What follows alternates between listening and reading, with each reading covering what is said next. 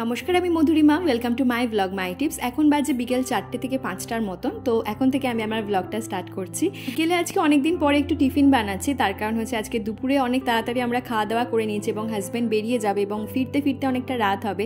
তো সেজন্য বললো যে একটা কিছু টিফিন বানাও। ও বেরিয়ে যাবার জন্য তাড়াহুড়ো করছে, তো আমি ভাবলাম যে ডিম পাউরুটিটাই বেস্ট হবে, তাড়াহুড়োর মধ্যে ফাটাফাট হয়ে যাবে। আর এদিকে মিষ্টির সন্ধ্যার খাবারের জন্য আমি এদিকে দুধটা গরম করে নিচ্ছি। আগে পাউরুটিটা বানিয়ে নেব। আর এখন রাস্তাঘাটে যেহেতু চারিদিক থেকে মিছিল বেরোচ্ছে, সেজন্য মাঝে মধ্যেই ও বলছিল যে জ্যামের মধ্যে পড়তে হয়। তো একটা কথা কি, জ্যামে পড়তে হোক তবুও ভালো, মিছিল চলতে থাকুক, আন্দোলন চলতে থাকুক।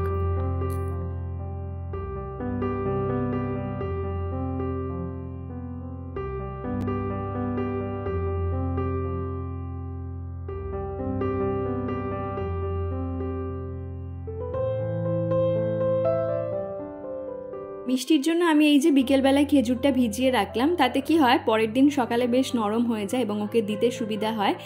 আর এই যে খেজুরটা ভেজানো থাকলো, আর এখন মিষ্টির সন্ধ্যার যে খাবার সেটা তৈরি করে নেব। সন্ধ্যার খাবার বললে ভুল হবে, এখন ওই যে বললাম বিকেল 4:30 5টার মতন বাজে।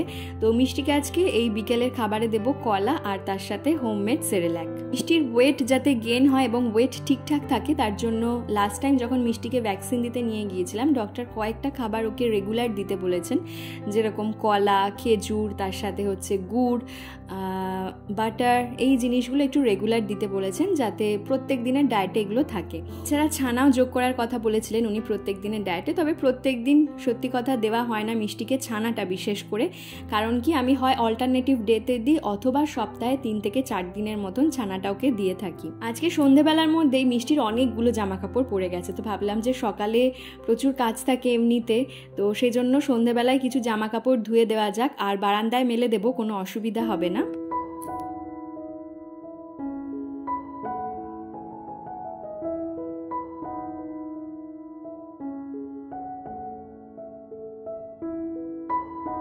আপনারা অনেকেই জিজ্ঞেস করেন যে মাখানা আমি কি ব্র্যান্ডের ইউজ করি, তো দেখিয়ে দিলাম ব্র্যান্ডটা। নর্মাল ব্র্যান্ড, কিন্তু প্রত্যেকবার যে একই রকম ব্র্যান্ড থাকে সেরকমটা নয়, যখন যেটা যেরকমভাবে পায় সেরকমভাবে নিয়ে আসে। একবার খোলা মাখানাও নিয়ে এসেছিল, আমি দেখেছি প্যাকেট মাখানার থেকেও খোলা মাখানাটা বেশি ভালো, কিন্তু এখন আবার ওটা পাওয়া যাচ্ছে না, যখন যেটা পায় সেটা নিয়ে আসে ওর বাবা। তো এই যে এখানে আমি আজকে বাটার দিয়ে মাখানাটা রোস্ট করে নেব, কিছুটা পরিমাণ বাটার এর মধ্যে অ্যাড করে দিলাম। আসলে বাটার শুধু ভাত দিয়ে ছাড়া আর কিভাবে আমি মিষ্টিকে দেবো সেটা খুব একটা ভেবে পাই না। আপনাদের কাছে যদি কোনো আইডিয়া থাকে তাহলে ডেফিনেটলি বলবেন। হ্যাঁ, চিকেনের সাথে একটু দেওয়া যেতে পারে অথবা খিচুড়ির মধ্যে আমরা অ্যাড করতে পারি, কিন্তু এর বাইরেও। তো সেজন্য আমি মাখানাটা আমি আজকে বাটার দিয়ে রোস্ট করে নিচ্ছি, তাতে কি হবে ওর বাটারটা খাওয়া হবে। আর বাটার অ্যাড করার পরে আমি ফ্লেমটা একদম লোতে করে দিয়েছি যাতে বাটারটা জ্বলে না যায়। আর এখানে আমি মাখানাগুলো অ্যাড করে নিলাম, এরপর বাটারে এটা রোস্ট করে নিচ্ছি। সত্যি কথা বলতে শুধু মিষ্টির জন্য নয়, কিন্তু এমনিও মাখানা খেতে ভীষণ ভালো লাগে এবং এখন ডক্টররা বলছেন এগুলো ভীষণ উপকারী। তো মিষ্টির জন্য কিছুটা আমি বাটারে রোস্ট করে রাখবো, বাকিটা আমাদের জন্য তুলে রাখবো, কারণ বাটারে রোস্ট করা মাখানা চা দিয়ে খেতে ভীষণ ভালো লাগে এবং তার সঙ্গে যদি একটু স্পাইস অ্যাড করা যায় তাহলে তো আর কোনো কথাই নেই। অনেক সময় আমরা চা দিয়ে নিমকি বা এই সমস্ত ভাজাভুজি ভুলভাল খাবার খেয়ে ফেলি, তাতে কি হয় আমাদের ওয়েট গেইন হয়ে যায় এবং খাবারগুলোও ভালো না। তো মাখানা থাকলে সেগুলো অ্যাভয়েড করা যায়। তো মাখানাটা আমার ড্রাই রোস্ট করা হয়ে গেছে এবং গ্যাসের ফ্লেমটা এখন আমি অফ করে দিয়ে এখানে কিছু ড্রাই ফ্রুটস দিয়ে দিলাম। যেরকম কিছু বলতে এখানে দিলাম হচ্ছে আমন্ড বাদাম আর আখরোট বাদাম, কারণ এই দুরকম বাদাম বেশ অনেক দিন রয়েছে, সেজন্য এটা আমি মাখানার সাথেই গুঁড়ো করে রাখবো। এই যে না, মিষ্টি এরকম ভাবে মাখানা খেতে দেখি পছন্দ করছে, তাই ভাবলাম দি ওকে। এমনি একটা ইয়েতে ছিল, একটা কন্টেনারে, ওই কাঁচাগুলো নিয়ে খেতে চাইছে, সেজন্য রোস্টেড একটা দিলাম। আর বাটারে রোস্ট করা হয়েছে তো বেশ ভালো লাগছে খেতে, মুখে স্বাদ লাগছে। আর বাটার যেহেতু সল্টেড, হালকা লবণ হয়ে গেছে।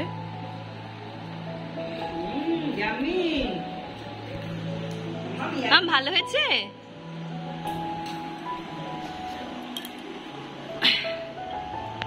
আর ওই যে পিছনে দেখতে পাচ্ছেন সব চেয়ার দিয়ে আটকানো হয়েছে, ওটা হচ্ছে মিষ্টির ব্যারিকেড।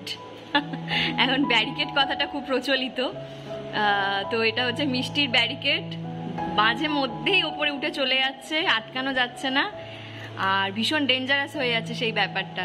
কারণ কেউ উঠতে পারে, নামতে পারে না। বাই চান্স যদি পিছন দিকে হেলে যায় মাথা ফেটে এক এককার হবে। তো সেই জন্য প্রথমে আমরা 2টো চেয়ার দিয়েছিলাম, ও তারপরে ও রোগা মানুষ তো গলে গলে উঠে যায়, ঠিক ওর বিবি বললো 3টে চেয়ার দিতে, তো সেই জন্য এই 3টে চেয়ার আপাতত দেওয়া রয়েছে। খা মাম্মা, খাচ্ছে কম ফেলছে বেশি, খাও। ভালো হয়েছে? হ্যাঁ মাম্মা ভালো হয়েছে খাবারটা, মিষ্টি। মিষ্টি ওদিকে খেলাধুলা করতে থাকুক, মাখানা টেস্ট করতে থাকুক, আর এদিকে আমি আমার কাজগুলো এগিয়ে নিয়ে যাই। মাখানাটা একদম ঠান্ডা হয়ে গেছে এখন, আর একদম মুচমুচে হয়ে গেছে। তো এটা আমি এখন ব্লেন্ডারে নিয়ে নিচ্ছি আর একদম ফাইনভাবে গুঁড়ো করে নেব।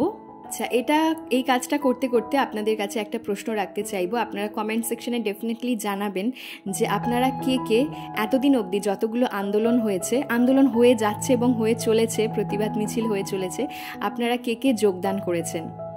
আমি আগের দিন যোগদান করেছিলাম। সত্যি কথা বলতে নিজের থেকে মনে হচ্ছিল যেন এটা আমার একটা দায়িত্ব, যোগদান করাটা আমার একটা দায়িত্ব। মিষ্টিকে প্রতিদিন খাওয়ানো যেরকম আমার একটা দায়িত্ব, ওকে স্নান করানো, ওকে যত্ন নেওয়া যেরকম আমার একটা দায়িত্ব, সেরকম এই আন্দোলনে যোগদান করাটা আমার একটা দায়িত্ব। খাও মাম্মা, খা, হ্যাঁ একটা খা, খেয়ে দেখো, একটা ছড়ায় না। মিষ্টি ঠাম্মা আজকে তালের বড়া বানিয়েছে, তো এই যে ঠাম্মা মিষ্টিকে তালের বড়া দিয়ে গেছে আর মিষ্টি তালের বড়া খাচ্ছে কি সুন্দর খাচ্ছে দেখুন, বাহ বাহ বাহ, খুব ভালো খুব ভালো, বাহ। মাম্মা একটা খা তুলে, অনেক কাজ করে দিয়েছো, আমার বিছানাটার অবস্থা খুব সুন্দর করেছো।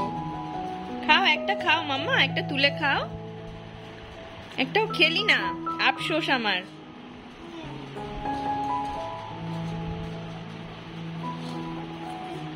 এগুলো কি করলে তুমি মিষ্টি, এগুলো কি করেছো? এটা খাবার জিনিস মাম্মা, খেলার জিনিস না। কি সুন্দর বানিয়েছে দেখ, খেয়ে দেখ একটা। ওই নিয়ে মুখে নিয়ে থুতু লালা মাখিয়ে তারপর ফেলে দেবে, খাবে না একটাও, গলার্ধকরণ একটাও করবে না। আবার তুলে তুলে গুছিয়ে রাখছে, না গুছিয়ে রাখো, বাবার জন্য রাখো, বাবা এসে খাবে, বাবা এসে খাবে, ঠিক করে গুছিয়ে রাখো। আমার একটা খাইয়ে দেবে, আমার একটা খাইয়ে দেবে মাম্মা, একটা খাইয়ে দাও, খাইয়ে দাও, হ্যাঁ দাও। পড়ে যাস না, সব পা দিয়ে পেস্ট করছিস।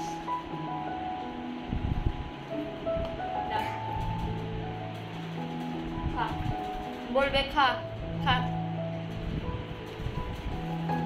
মিষ্টি যা দিন দিন দুষ্টু হচ্ছে, কখন কোথায় কিভাবে কেটে যাচ্ছে আমি দেখতেও পাচ্ছি না। পরে হয়তো ঘুমিয়ে পড়ার পরে ওকে যখন অবজার্ভ করছি, দেখছি পায়ের একটা জায়গায় গভীরভাবে কেটে গেছে। তো এটা আজকের কথা নয়, 2 দিন আগে হয়েছে। আর ম্যাডাম আমাকে আবার পা তুলে দেখায় যে এখানে কেটে গেছে মা, ওষুধ দিয়ে দাও। তো এই যে এখন ঘুমিয়ে পড়েছে। আর এই দুটো মলম সাধারণত ফেরাক্রিলাম আর এই অয়েন্টমেন্টটাই আমি ব্যবহার করে থাকি মিষ্টির কাটা ছেঁড়ার ক্ষেত্রে।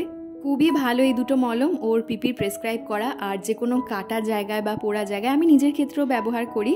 তো ইমিডিয়েট একটা কাজ দেয়, মনে হয় যেন সাথে সাথেই একটু শুকোতে শুরু করে দিল এবং অনেকটা রিলিফ দেয়।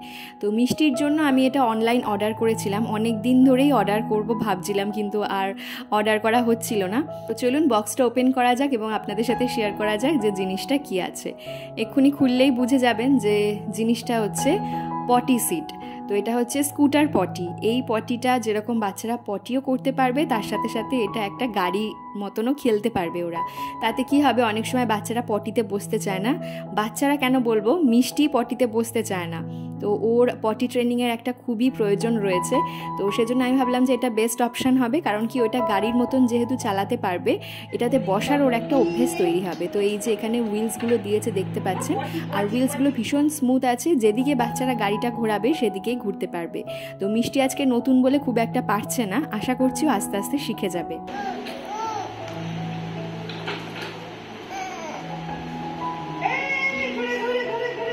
যাও যাও যাও যাও যাও, এসো এসো।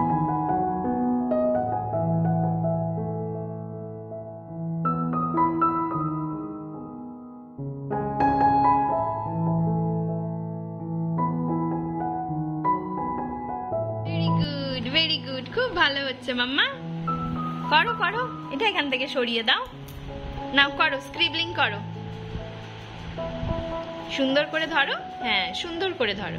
আচ্ছা ধরতে পারছো না, আমি ধরিয়ে দেবো, হেল্প ইউ। আচ্ছা হ্যাঁ সুন্দর হচ্ছে, সুন্দর, বাহ বাহ বাহ, ভেরি গুড ভেরি গুড, খুব ভালো। স্যাড কে স্যাড, স্যাড কে স্যাড, ভেরি গুড। আর হ্যাপি হ্যাপি দেখিয়ে দাও, হ্যাপি কে, হ্যাঁ ভেরি গুড। খালি করে না। সানফ্লাওয়ার কোনটা, সানফ্লাওয়ার, হ্যাঁ হাত দিয়ে দেখাও।